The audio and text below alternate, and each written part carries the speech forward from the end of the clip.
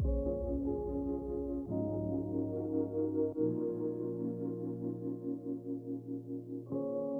guys, welcome back, or hello if you are new. My name is Brianna Michaela and this is my channel where we talk about all things nursing. So I know it's been a while since I've made a video. I've just been really busy wrapping up nursing school and my son started lacrosse.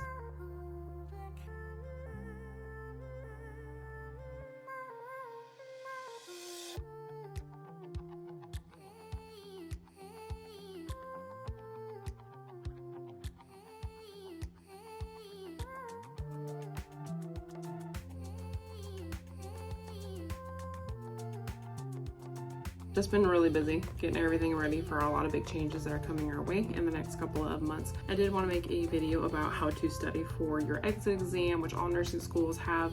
When you finish the program, you have to pass your exit exam, showing the Board of Nursing that you are prepared to take the NCLEX. You can't just go through the nursing program and then go sit for your NCLEX. I just finished my exit exam this last Friday on March 24th, and I did pass.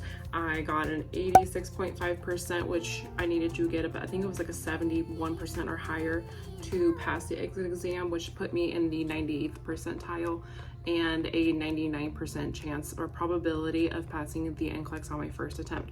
So that's great, that's awesome. Shows that I'm on the right track and that all the things that I have been implementing in my studying that I have shared with you guys is working. So that's great, that's awesome. My next thing that I need to do is pass the NCLEX, and I have not scheduled my date yet. I'm hoping to schedule it in about a month or so out, so at the end of April, to give myself some time to really study and focus on just the NCLEX. When I was studying for the exit exam, I really felt like I couldn't study anymore, because if I knew it, I knew it. If I didn't, I didn't. So I felt really prepared to take my exit exam. I'm hoping to implement some of the things I'm going to talk about here today for studying for the NCLEX. What I did to study for the exit was basically what I was doing to study for the NCLEX, because they're sort of one and the same, right? So what I did is I made a list of all the areas and topics that I knew I needed to review, or maybe I had some weak areas, and I definitely spent a lot of time in those areas doing practice questions, reviewing textbooks, reviewing old notes that I might have. I do have a tendency of deleting things. I don't like things piling up, and I feel like a lot of my old notes, if I try to refer back to them, it's very wordy, it's very long, and that doesn't really help me get the meat of the information I need, like the cliff notes, this is straightforward what I needed to know. I would get lost in all the other stuff of the paragraphs. So I do delete a lot of my old stuff, and so going back through old notes wasn't really an option for me, which is fine. I feel like doing practice questions helps me realize where I really do need to focus at more. If I have a certain topic and I know A, B, and C about it, but I don't know a whole lot about D, then I know that I need to go back to that area and focus on those things more. So next, for studying for the NCLEX, I went onto the Board of I went on the Board of Nursing's website and I found the 2020 NCLEX test plan. They don't typically update the test plans themselves very often, every couple of years. They are changing to the next gen questions. So how they ask the questions is changing, but not necessarily the information or what areas that they're looking for. That's not really changing.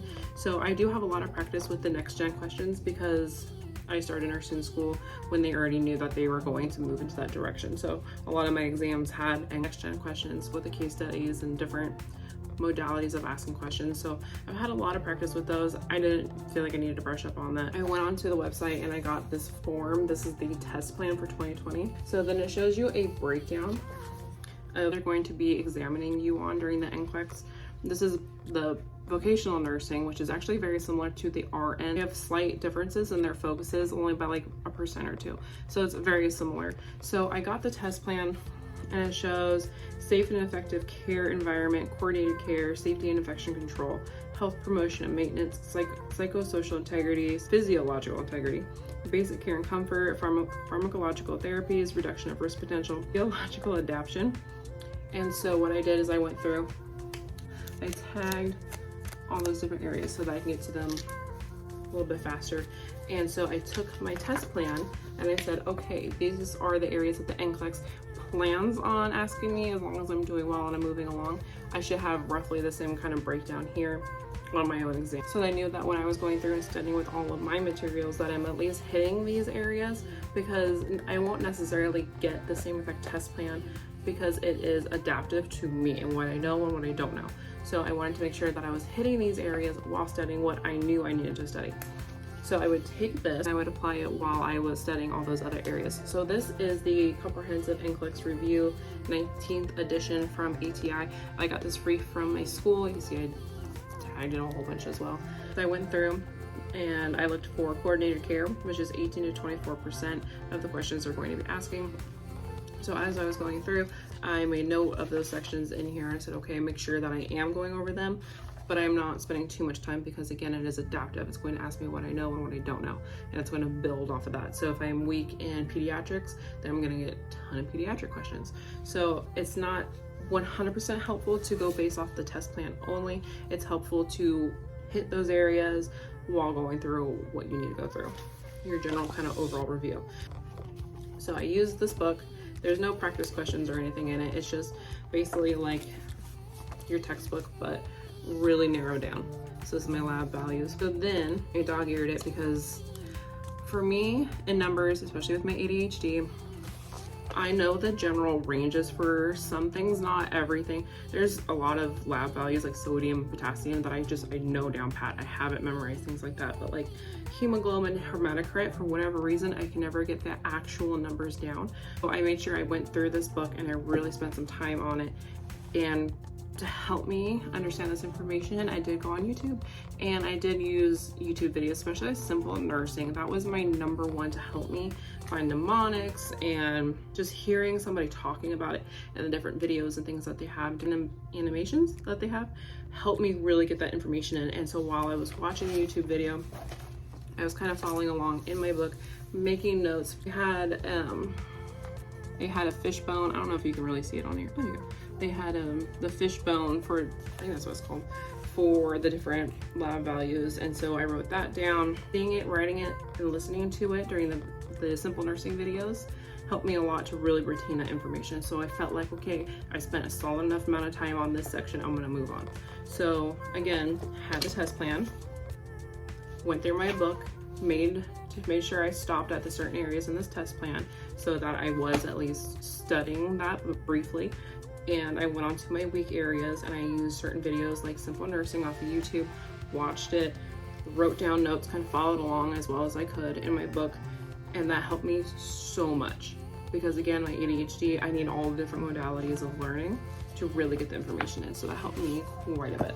The next thing I'm going to talk about, I have talked about in a previous video. I'm not going to show the content of it for copyright issues, but this is the Comprehensive Nursing Bundle from Nurse in the Making. I will link her Etsy somewhere below. But I like this a lot.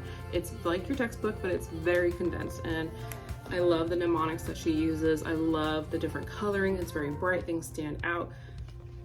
It's just very well done. So I would recommend this 1000%. I don't use this physical copy too much because it's one more thing to kind of lug around. I do have the PDF version downloaded onto my iPad, and that I can make notes on and erase it and whatever. So I do like that a whole bunch. And that's very helpful with not having to go back through all my old notes and things that I have made, since it's all right here. It's all condensed. It's all the important juicy stuff. You can see I have it all tabbed. These tabs came with it. So I get the bare bones of the information that I need, not the extra fluff. This is my whole nursing program essentially in this little tiny thing, and I have all these books that are like that big. So this was absolutely helpful. Would totally recommend her. And I do have this book. This is one of the first things I purchased before I got into the program, and I actually had a couple of coworkers recommend it, but I've also had a couple of coworkers not recommend it. And if you have watched the Simple Nursing videos on YouTube, you will have seen that when they're asking practice questions, they'll say, oh, Kaplan says this, ATI says this, Saunders says this. So it's different ways of asking kind of the same information and what they kind of tend to focus on. So one of those, again, is Saunders, and I did buy the Saunders book. It's pretty large. I really haven't used this. I really have not gone through it. But if you want to, it's kind of the same thing for all these other things. It's all the same information. It's just different ways of looking at it, different focuses, but it's all about the same stuff. Going over those weak areas that you know are weak, make a list of them. So I had lab values, maternity, peds, the different developmental stages, because there's so much and they all change and they all vary. And then fundamentals like isolation precautions, what fall into what category. Simple Nursing had a really good mnemonic of on air for MTV. So on air, airborne precautions for MTV, measles, tuberculosis, and varicella. There's a ton of other ones, but those are like the main ones and the main ones that the NCLEX will focus on. So that has been, I guess, the lifesaver. And then I also did purchase UWorld. I got the 60-day access, so I believe it was $160. I'm not 100% sure. I'll try to link it somewhere. And that has been really helpful. It's known to be harder than the NCLEX itself, which is good because then it's really gearing up for the NCLEX. And so when you get to the NCLEX, you can be like, well, this really wasn't that hard, hopefully. And I love the rationales that UWorld gives, and you can make flashcards and little notebooks out of the information so you can go back and review it. So I do recommend UWorld, absolutely everybody. All my coworkers who are RNs, who finished nursing school, and recent nursing school graduates all recommend UWorld, so, and I do as well. So I know I've said it a million times in my other videos, but practice questions are your best bet because it's all the same information. But if you're being asked that same information in different ways, you're going to know areas that you maybe are weak in, that you need to spend extra time, different ways of looking at the information, different ways of being asked the information. So practice questions are huge. And I really do recommend trying to watch YouTube videos, quality YouTube videos, Simple Nursing being one, Registered RN is another. Steph Beggs, who I've been following on Instagram for a little while, she just started her own YouTube channel, and the quality is amazing. And they're very short videos, like 5-minute little snippets, so that you're not getting lost in the information, which again, if you have ADHD, is huge. So I would recommend those. So that is how I am preparing to study for the NCLEX, and that is how I studied for my exit exam, which again, I passed. In summary, you need to make a list of areas that you are weak in, study those areas, possibly get your test plan so you know the areas are going to be asking you questions and the topics of those areas, so that you can at least spend some time, not a whole lot of time on them, because again, it's adaptive. It's going to ask what you know or don't know, and just do them over and over and over. Use all those resources until your brain is numb, essentially. Do those things, and I know that you will do great on your NCLEX and your exit exams. I will be posting a video when I know a little bit more about when I will be taking my NCLEX and what my results are. Fingers crossed that I pass. I think I will. I feel like I spent this last year in my program really gearing up for the NCLEX, because really nursing school is one big prep course for the NCLEX. It's your big exam at the end. So I use my time wisely the whole year, even with having a husband and children and a job, a very good job that I could not let go of during this program. So if I could do it and retain all that information and really have it in here and be prepared for the NCLEX, then fantastic, everybody else can too. So let me know down below if you're going to be taking your exit or your NCLEX anytime soon, if you have used any other resources that I did not mention that have helped you, or maybe if the ones I did mention have helped you, let me know. And make sure that you like and subscribe, and I'll see you later. I'm going to bed. I miss Austin.